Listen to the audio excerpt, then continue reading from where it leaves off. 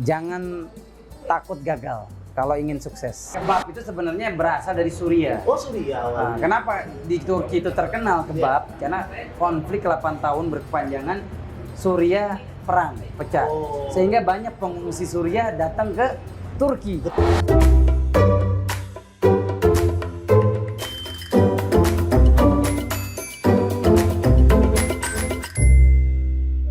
Assalamualaikum warahmatullahi wabarakatuh. Sahabat Bang Zul, kita masih bersama di dalam cerita Bang Zul. Subhanallah, sukses bersama Allah insya Allah. Pada hari ini kita berjumpa, kelihatannya harum, wangi, cerah di tempat ini luar biasa. Karena saya saat ini berada di sebuah tempat kebab Jordan.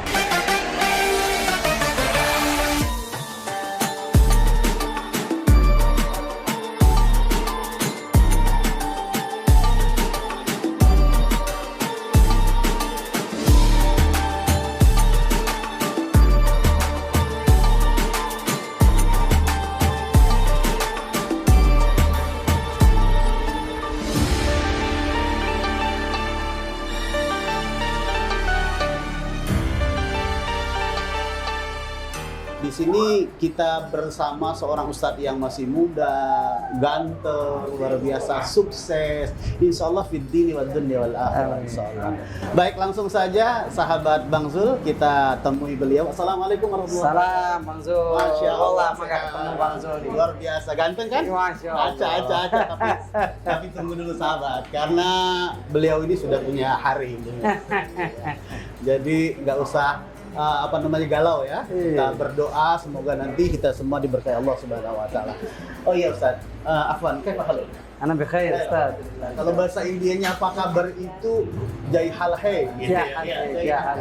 Kalau Pakistan Sama, Pakistan, India satu bahasa Urdu. iya. Jadi mirip-mirip dengan Sahrul Khan ini ya. Luar biasa. Ustaz bisa berbagi dengan sahabat Bang Zul. Kita tahu bahwa Ustadz ini ternyata awal mula menjadi seorang dai di nasional ya. Itu beliau masuk dalam 5 besar dalam kompetisi dai muda di Indonesia. Kemudian bisa dijelaskan Ustadz perjalanan dalam berdakwah Ustadz biar kita semua bisa mempelajarinya. Ya, sahabat Bang Zul ya, yang saya muliakan ya. Dan kenalin, nama saya Kasib Hir. Saya kebetulan, Masya Allah, ya bukan orang luar biasa, orang biasa-biasa aja. Biasa di luar. Iya. Berceramah. Ya, bukan orang istimewa, bukan. Ya hamba di antara hamba Allah yang berharap ridha Allah, yang berharap ampunan Allah. Ya kalau sekilas tentang diri saya, ya Alhamdulillah Allah muliakan kita dengan berdakwah. Ya dari SD saya udah ikut kompetisi dakwah Bang Zul. Sempat ya ikut kejuaraan dakwah. Dari situlah mungkin saya ada sedikit bakat memberikan tausiah di depan khalayak banyak, umum, orang banyak. Luar biasa. Ustadz itu awalnya memang background pendidikan memang dari mana? Dari pesantren. Pesantren di mana? Kebetulan saya dulu pernah mondok di pesantren Islam Al Irsyad di Tangerang, Subhanallah. Salatiga, Jawa Tengah. Jawa Tengah luar biasa. Memang tempatnya generasi ulama kita ya. Iya. Insyaallah. Kemudian kita tahu bahwa Ustadz ini selain seorang dai, kemudian juga beliau ternyata seorang bisnismen ya, wirausahawan yang alhamdulillah kita tahu dulu Ustadz memiliki travel haji dan umroh, Safaro. Iya. Ya, Safaro Faktur Islam. Iya. Bisa dijelaskan Ustadz pertama kali mendirikan perusahaan tersebut? Ya teman-teman Bang Zul nih, ya kalau sedikit cerita ya perjalanan hidup saya. 2011 saya ikut kompetisi dakwah di salah satu TV nasional. Saya mengenal banyak orang. Sempat saya ditawarin beberapa travel jadi pembimbing, Alhamdulillah. jadi ikon. Sampai akhirnya saya menikah dengan seorang wanita yang dulu kerja di satu TV tetangga, ya, TV One. Jadi TV One, ya. saya ketemu di salah satu meeting, di situ ada chemistry kayaknya cocok. Dari pandangan pertama. Kebetulan istri public speaking. Oh, subhanallah. Public speaking, public relation, alumni Singapura.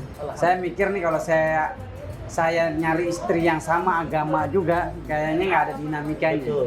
nggak ada warnanya. Akhirnya saya milih istri yang benar-benar backgroundnya dari umum, bukan dari agama. Dan memang masya Allah itu dahsyat banget. Itu luar biasa. Ngobrol-ngobrol sama istri, kita gimana nih? Saya kok kayaknya cuma jadi objek, jadi pembimbing travel lain, mutawif. Saya bilang gimana ya kalau kita bikin travel. Akhirnya di situ ngobrol-ngobrol, mulai cari nama travel. Itu 2012. Dari situ, alhamdulillah kita ngontrak di 2-3 tempat di Cempaka Putih, di Rawasari, sampai akhirnya di Cempaka Putih. Itu luar biasa Bang Zul, perjuangannya. Bawa brosur kemana-mana. Bawa dari brosur, nol ya berarti dari ya? nol, bawa brosur, bawa kartu nama. Setiap kemana-mana nih, ke warung sate, misalkan sate ayam, titip brosur, titip kartu nama, dari situ awalnya. Berarti kesuksesan itu tidak serta-merta kita raih dengan mudah seperti membalikan telapak tangan. Tapi tidak ada kesuksesan yang mudah, betul, saya setuju. Tidak ada kesuksesan dengan cara yang mudah. Pasti caranya susah, caranya butuh perjuangan. Nah, dalam kehidupan itu kan memang kita pasti diuji oleh Allah ya, Ustaz, ya. Apalagi kita bangsa ini bahkan dunia sedang mengalami pandemi COVID-19. Otomatis semua travel ya, hampir seluruh travel umroh dan haji memang tidak bisa memberangkatkan jamaahnya lagi karena pemerintah Arab Saudi saat ini memang sudah menutup ya. Betul. Karena COVID-19 ini. Jadi bagaimana mengatasi Ustadz ya ketika diuji seperti ini?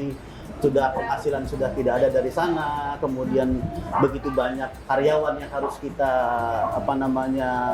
berikan pesangon mungkin Ustadz ya, atau gaji dan lain sebagainya. Nah, bagaimana cara Ustadz biar bisa survive dalam kehidupan ini ketika satu bisnis yang Allah berikan, pertama kali Allah berikan kita kejayaan walaupun dari tertatih-tatih awalnya, kemudian Allah uji dengan tidak bisa berjalan dalam kurang lebih 2 tahun saat ini ya. Otomatis Safaroh ini stuck terlebih dahulu, kemudian ada peluang bisnis yang lain lagi. Kita lihat ada tempat Jordania ini. Teman-temannya Bang Zul nih, siap. Luar biasa ya, tahun 2020, tepatnya 27 Februari, saya ingat banget tuh. Itulah awal malapetaka ya. Tapi insya Allah ini ujian yang dahsyat buat orang-orang beriman. Pengumuman dari pemerintah Saudi, umrah ditutup. Nah, itu bagaikan Masya Allah ya. Saya kayak udah jatuh tertimpa tangga, ketiban duret. Wah, bener-bener umrah ditutup. Tapi akhirnya di situ ada berita simpang siur, akan dibuka Maret, akan dibuka April, akan dibuka Mei. Kita tunggu, karyawan pun kita gaji dengan seadanya. Sampai akhirnya kita lihat wah, peluangnya udah berat. Apalagi saat itu Saudi, ya kalau kita lihat Saudi itu grafik penderita COVID-nya itu lebih tinggi dari Indonesia. Cepat. Lebih cepat.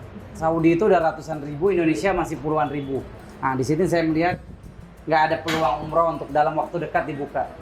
Dan benar, sampai di situ luar biasa perjuangan saya dan istri. Kita nggak ada uang sama sekali untuk gaji karyawan. Saya rumahkan karyawan dengan berat, 5 karyawan. Kita punya, saya bilang minta maaf lahir batin. Untuk gaji kalian kan dari jamaah umroh. Tapi jamaah umroh nggak ada, maka kita dengan berat rumahkan kalian. Itu luar biasa, sedih banget. Karyawan yang 8 tahun berjuang bareng, Bang Zul bayangin. 8 tahun berjuang bareng sama kita, suka duka. Saya kasih THR setiap tahunnya. Tapi di saat COVID pandemi ini mereka harus saya rumahkan. Bayangin, mereka ada yang punya keluarga, punya anak, ada yang nanggung ibunya, ayahnya. Dan luar biasa perjuangan ya, ujian dahsyat ini COVID pandemi ini. Dan faktor yang paling kena itu pariwisata.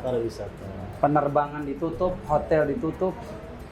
Iya, bahkan juga kalau fair ya Ustadz ya, bahwa tidak hanya seperti kita yang dalam bidang dakwah, travel dan sebagainya yang bergerak di jalan Allah.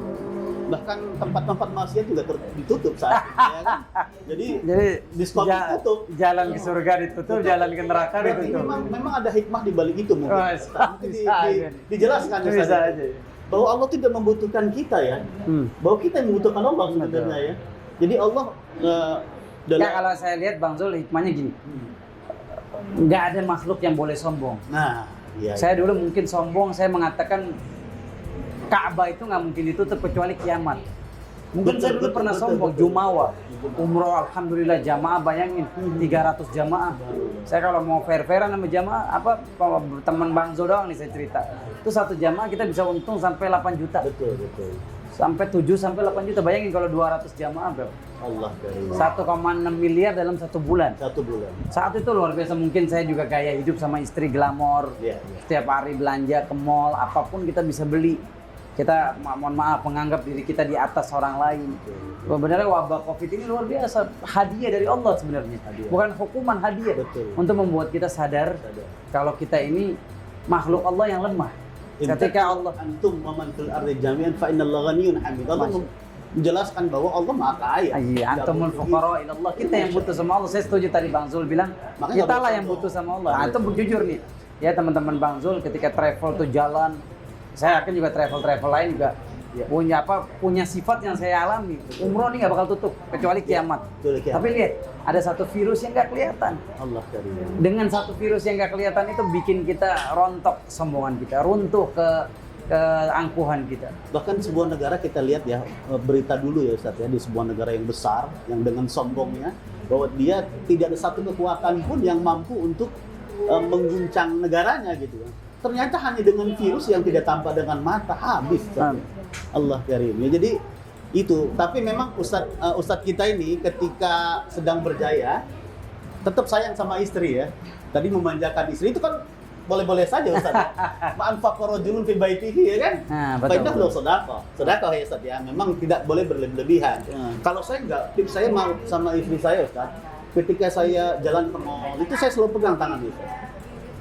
Oh, udah Ya apalagi ketika dia ada sepatu-sepatu yang mahal, Nah. masuk lebih kencang lagi sebenarnya. Dipegang kencang. Iya, itu kan bukan karena saya. Kirain karena saya. Kadang Oh, itu saya. oh, takut dia belanja ya. Ya. Karena Oh. uangnya sudah nggak ada Ustaz. Tuh. Ini kan income kita sudah. Eh. Oke, sekarang bagaimana Ustaz bisa menemukan peluang bisnis yang baru? Kebab Yordania ini dari mana Ustaz awal tercetusnya Ustaz awalnya? Kenapa namanya kebab Yordania? Setahu saya Oh, kebab siap. kebab Ini itu langsung kan, to the point nih. ya kebab itu kan sebenarnya Langsung to the kayaknya point. dari Turki ya Ustaz ya? Ya, Awalnya, kebab. ya, kebab itu sebenarnya berasal dari Suriah. Oh Suriah awalnya. Nah, kenapa di Turki itu terkenal kebab? Karena konflik 8 tahun berkepanjangan, Suriah perang, pecah. Oh. Sehingga banyak pengungsi Suriah datang ke Turki. Ke Turki. Sehingga mereka membawa budaya, makanan, Allah. kebab. Jadi kebab itu sumber aslinya pemirsa itu dari Suriah. Ini banyak yang nggak tahu. Iya, iya.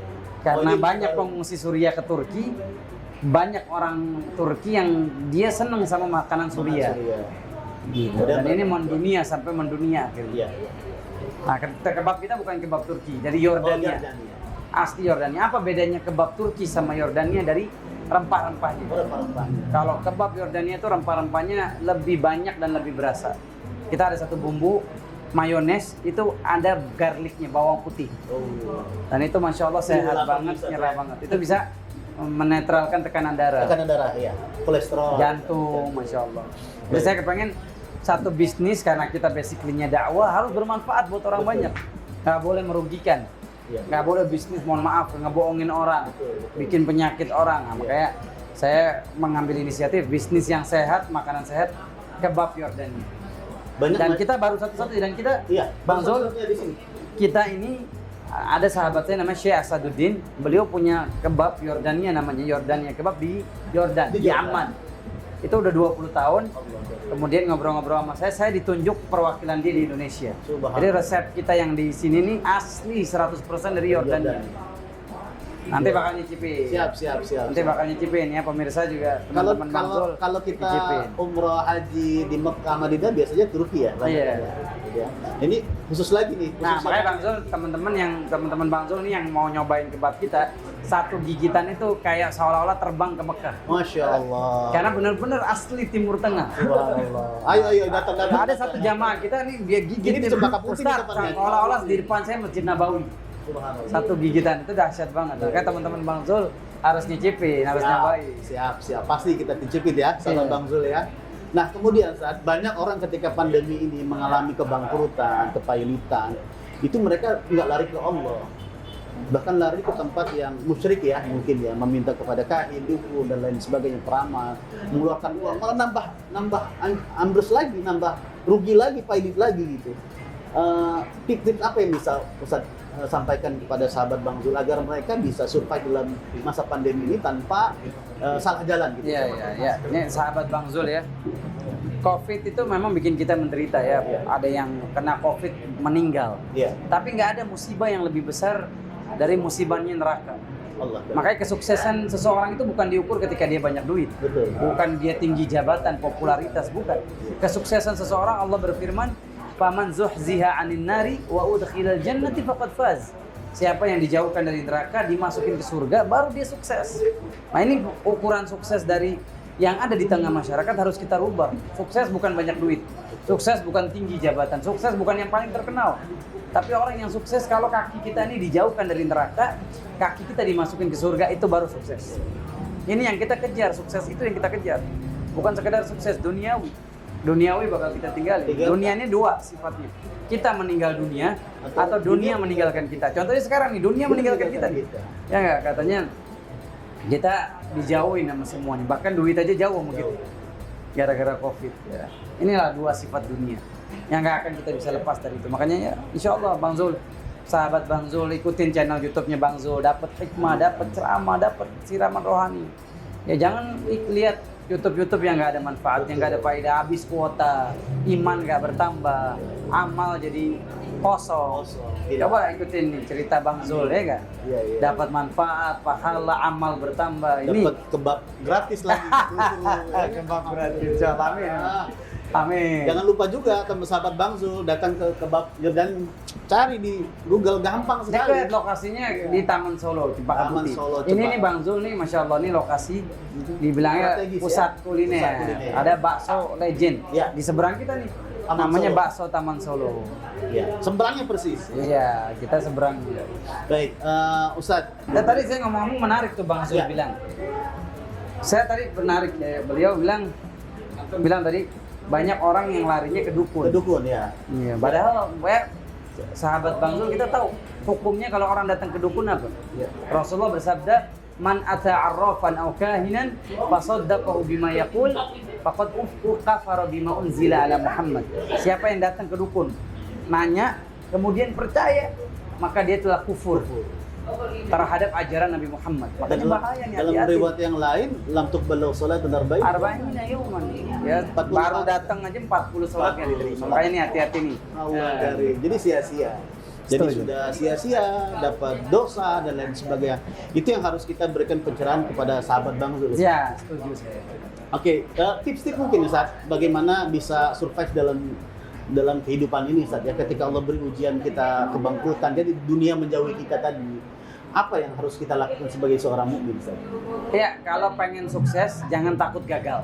Oke. Kalau mau sukses jangan takut gagal. Ini tipsnya. Orang-orang yang sukses yang kita lihat nih sekarang itu berawal dari kegagalan. Kita tahu dulu Lim Siulong. Itu orang terkaya di Asia bahkan ya, nomor 5 orang Indonesia.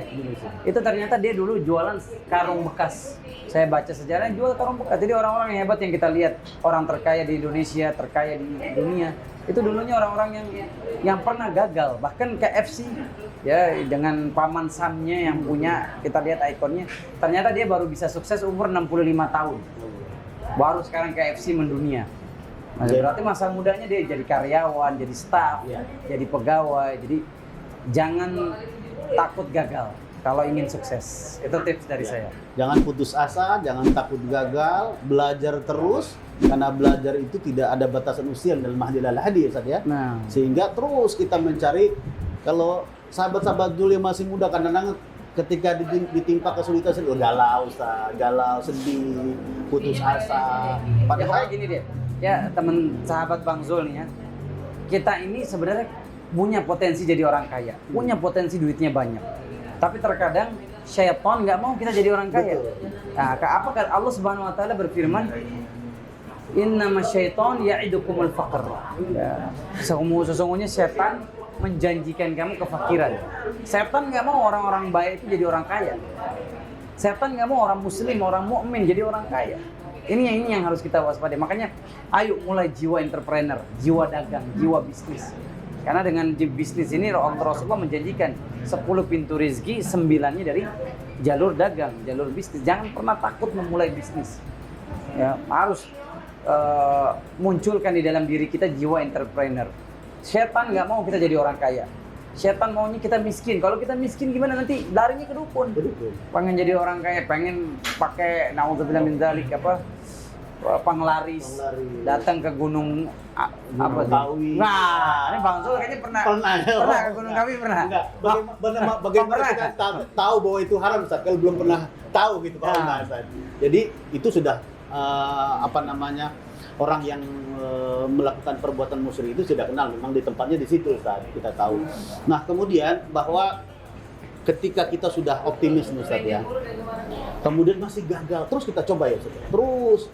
Dan juga kita harus menyadari bahwa Allah tuh memiliki 100 rahmat Ustaz ya. Unzila fihi rahmatun, satu rahmat di dunia. Itu kita kalau sukses itu kayaknya udah lupa bahwa padahal rahmat itu direbuti oleh berbagai bangsa, bangsa jin, hewan, manusia, satu dan 99 rahmat itu kita dapatkan di surga nanti. Amin. Nah, artinya tetap kita harus terus berusaha walaupun belum berhasil.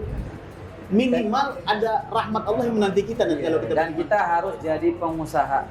Harus jadi pengusaha. Kenapa? 10 sahabat Nabi yang dijamin masuk surga, 9-nya pedagang. Dan mereka kaya raya. Betul. Abdurrahman bin Auf, Utsman bin Affan, Sa'ad bin Abi Waqqas, Abu Bakar As-Siddiq, Umar bin Khattab. Itu semuanya orang-orang kaya. Bayangin kalau kita kaya, kita bisa bikin panti jompo, panti asuhan. Kita bisa bikin pesantren buat yatim piatu, duafa, bisa bangun masjid, bisa bikin sumur air, bisa bikin channel YouTube nih kayak Bang Zul nih, yang bermanfaat. Ya kalau kita kaya, duit kita Masya Allah bermanfaat buat orang banyak. Kalau kita miskin, kata syair Arab mengatakan faqidu syai la yu'ti. Orang yang nggak punya apa-apa nggak bisa memberikan. Apa yang kita mau ngasih kalau kita nggak punya apa-apa? Maka kita harus jadi orang kaya, dagang, bisnis, entrepreneur. Apalagi kita nih bangsa Indonesia nih bangsa yang paling males bisnis. Kita kalah sama Malaysia dalam hal jumlah pengusaha. Di Malaysia jumlah pengusahanya di atas 2%. Makanya jadi negara yang maju. Indonesia kenapa jadi negara yang nggak maju? Karena jumlah pengusahanya hanya 0,2%. Ini harus kita tingkatkan. Kita harus ciptakan entrepreneur baru, Bang Zul. Terima kasih Ustadz kita yang ganteng ini, luar biasa. Sahabat Bang Zul ini nggak terasa ya, kalau ngomong sama orang ganteng, cogan, cowok ganteng, itu waktu berlalu begitu saja, cepat gitu kan. Ini laki-laki. Padahal saya kalah ganteng sama beliau. Padahal saya kalah ganteng. Subhanallah, terus sudah smart, pintar kan. Kemudian orang yang dekat dengan Allah. Oleh karenanya sahabat Bang Zul, iza tuliyat alim ayatu zadat imana. Jadi bertambahlah iman kita dengan kita melihat ayat kauniyah Allah ini. Jadi di mana orang dari from anything to be something, dari nol kemudian dia from zero to hero.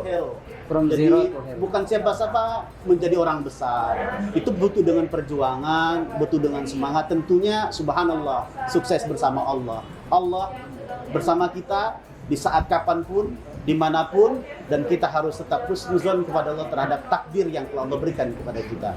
Baik Ustaz, terima kasih. Sama-sama. Atas waktu yang telah diberikan, begitu banyak ilmu yang dapat kita dapatkan. Terima kasih sahabat Bang. Jangan lupa subscribe, like, komen, dan share. Oke, semoga bermanfaat untuk kita semua. Wallahu muwaffiq ila aqwamit thoriq. Assalamualaikum warahmatullahi wabarakatuh. Salam.